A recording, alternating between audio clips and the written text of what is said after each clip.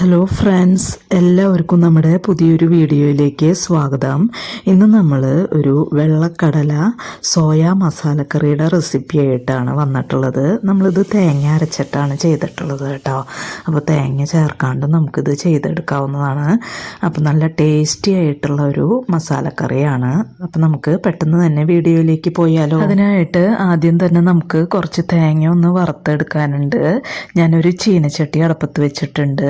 അതിലേക്ക് ഒരു table spoon വെളിച്ചെണ്ണ ഒഴിച്ചു കൊടുത്തിട്ടുണ്ട്. ഇതിലേക്ക് ഒരു അരമുറി തേങ്ങ ചേർത്ത് കൊടുക്കുന്നുണ്ട്. നന്നായിട്ട് മിക്സ് ചെയ്ത് കൊടുക്കുക.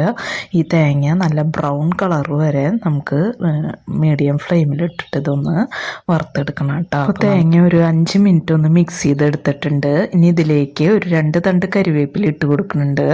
പിന്നെ ഒരു 3 വെളുത്തുള്ളി തൊലി കളഞ്ഞത് ഇട്ട് കൊടുക്കുന്നുണ്ട്. ഒരു ടീസ്പൂൺ കുരുമുളക്, പിന്നെ അര ടീസ്പൂൺ പെരിഞ്ചീരകം ഇട്ട് കൊടുക്കുന്നുണ്ട്. നന്നായിട്ടൊന്ന് മിക്സ് ചെയ്ത് കൊടുക്കാം. ഇപ്പോൾ തേങ്ങയൊക്കെ ഇവിടെ ഫ്രൈ ആയി വന്നിട്ടുണ്ട്. ഇനി നമുക്കിതിലേക്ക് പൊടികൾ ചേർത്ത് കൊടുക്കാം. തീ കുറച്ച് വെച്ചിട്ട് ഇതിലേക്ക് ഒരു അര ടീസ്പൂൺ മഞ്ഞൾപ്പൊടി ചേർത്ത് കൊടുക്കുന്നുണ്ട്. നന്നായിട്ടൊന്ന് മിക്സ് ചെയ്ത് കൊടുക്കുക. മഞ്ഞൾപ്പൊടി ചേർത്ത് മിക്സ് ചെയ്ത് എടുക്കുമ്പോൾ നല്ലൊരു സ്മെല്ലാണ് കേട്ടോ ഈ സമയത്ത് വരുന്നത്. ഇനി നമുക്കിതിലേക്ക് ഒരു 2 ടീസ്പൂൺ മല്ലിപ്പൊടി ചേർത്ത് കൊടുക്കുന്നുണ്ട്. നന്നായിട്ടൊന്ന് മിക്സ് ചെയ്ത് കൊടുക്കുക. മല്ലിപ്പൊടി ഇവിടെ നന്നായിട്ട് മിക്സ് ചെയ്തെടുത്തിട്ടുണ്ട്. ഇനി ഇതിലേക്ക് ഒരു ടീസ്പൂൺ കാശ്മീരി ചില്ലി പൗഡർ ഞാൻ ചേർത്ത് കൊടുക്കുന്നുണ്ട്.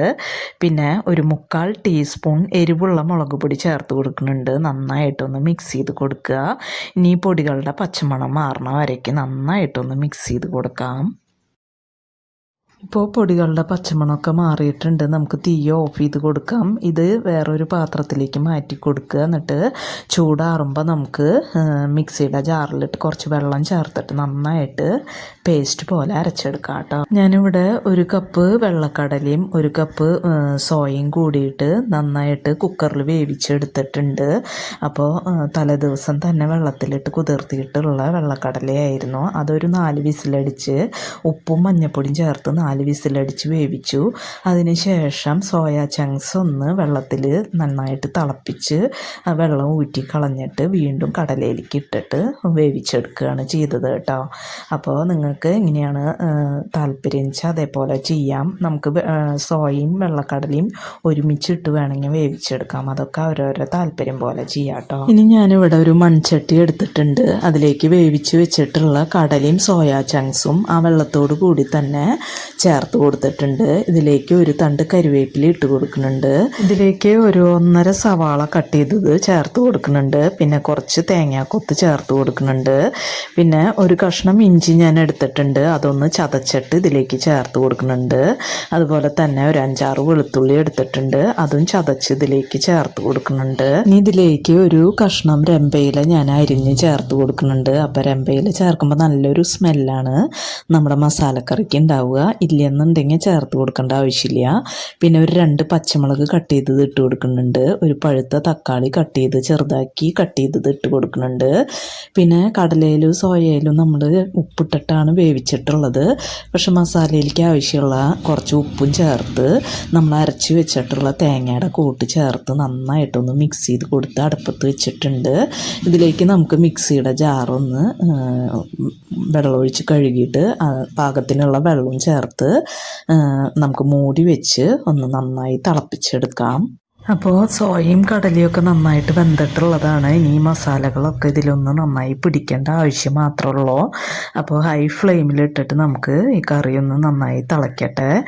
ഇപ്പോൾ കറിയൊക്കെ ഇവിടെ നന്നായി തിളച്ച് വന്നിട്ടുണ്ട്. ഇനി നമുക്ക് തീ മീഡിയം ഫ്ലെയിമിലാക്കിയിട്ട് മൂടി തുറന്ന് വെച്ചിട്ട് നമുക്ക് ഇത് നന്നായിട്ട് കുറുകി വരണ വരെ, ഇതിൽ നിന്ന് എണ്ണയൊക്കെ തെളിഞ്ഞ് വരണ വരെ ഇതൊന്ന് വറ്റിച്ചെടുക്കാം. നമ്മുടെ ആവശ്യത്തിനനുസരിച്ച് എത്ര ചാറാണോ വേണ്ടത് അതിനനുസരിച്ച് നമുക്ക് ഈ ഗ്രേവി തിക്നെസ് തീരുമാനിക്കാം കേട്ടോ. ഇപ്പോൾ കടലയിൽ മസാലയൊക്കെ പിടിച്ച് വരുന്നുണ്ട്. നമുക്ക് ഒന്നും കൂടി ഒന്ന് ആയി കഴിയുമ്പോൾ നമുക്ക് തീ ഓഫ് ചെയ്ത് കൊടുക്കാം. ഇപ്പോൾ ദാ നമ്മുടെ മസാലക്കറിയിൽ നല്ല എണ്ണയൊക്കെ തെളിഞ്ഞ് വരുന്നുണ്ട്. ഞാൻ ഈ സമയത്ത് തീ ഓഫ് ചെയ്ത് കൊടുക്കുകയാണ് കേട്ടോ. അപ്പോൾ തീ ഓഫ് ചെയ്ത് കൊടുത്തിട്ടും ചട്ടി ആയതുകൊണ്ട് നന്നായിട്ട് തിളച്ചുകൊണ്ടിരിക്കുന്നുണ്ട്. അതുകൊണ്ടാണ് ഞാൻ ഇപ്പം തന്നെ ഓഫ് ചെയ്തത്. ഇനി ഞാനിവിടെ വേറൊരു അടുപ്പിൽ കുറച്ച് ഉള്ളിയും കരിവേപ്പിലയും കുറച്ച് വെളിച്ചെണ്ണയിൽ മൂപ്പിച്ചെടുക്കുന്നുണ്ട്. ഇപ്പം നമ്മുടെ ഉള്ളിയൊക്കെ ഇവിടെ നന്നായി മൂത്ത് വന്നിട്ടുണ്ട്. ഇത് നമുക്ക് മസാലക്കറിയിലേക്ക് ചേർത്ത് കൊടുക്കാം. ഇനി നമുക്കൊരു 5 മിനിറ്റ് ഈ കറി ഒന്ന് മൂടി വയ്ക്കാം. അതിന് ശേഷം നമുക്ക് തുറന്ന് നോക്കാം. ഇപ്പോൾ ഇതാ നമ്മുടെ വെള്ളക്കടല സോയ മസാലക്കറി ഇവിടെ റെഡി ആയിട്ടുണ്ട്, സെറ്റായി വന്നിട്ടുണ്ട്. അപ്പം നല്ല ടേസ്റ്റി ആയിട്ടുള്ള ഒരു കറിയാണിത്. അപ്പം നിങ്ങൾ ഇതുവരെ ട്രൈ ചെയ്തിട്ടില്ലെങ്കിൽ ഒന്ന് ട്രൈ ചെയ്ത് നോക്കിയിട്ട് അഭിപ്രായങ്ങളൊക്കെ കമൻസായിട്ട് പറയണം കേട്ടോ. അപ്പം ഇത്രയേ ഉള്ളൂ ഇന്നത്തെ വീഡിയോ ഇഷ്ടമാവുകയാണെങ്കിൽ ലൈക്ക് ചെയ്യാനും സബ്സ്ക്രൈബ് ചെയ്യാനും മറക്കരുത് കേട്ടോ. അതുപോലെ തന്നെ വീഡിയോ മറ്റുള്ളവരിലേക്കും ഷെയർ ചെയ്ത് കൊടുക്കണം. അപ്പം നമുക്ക് മറ്റൊരു വീഡിയോയുമായി കാണാം. അതുവരേക്കും താങ്ക്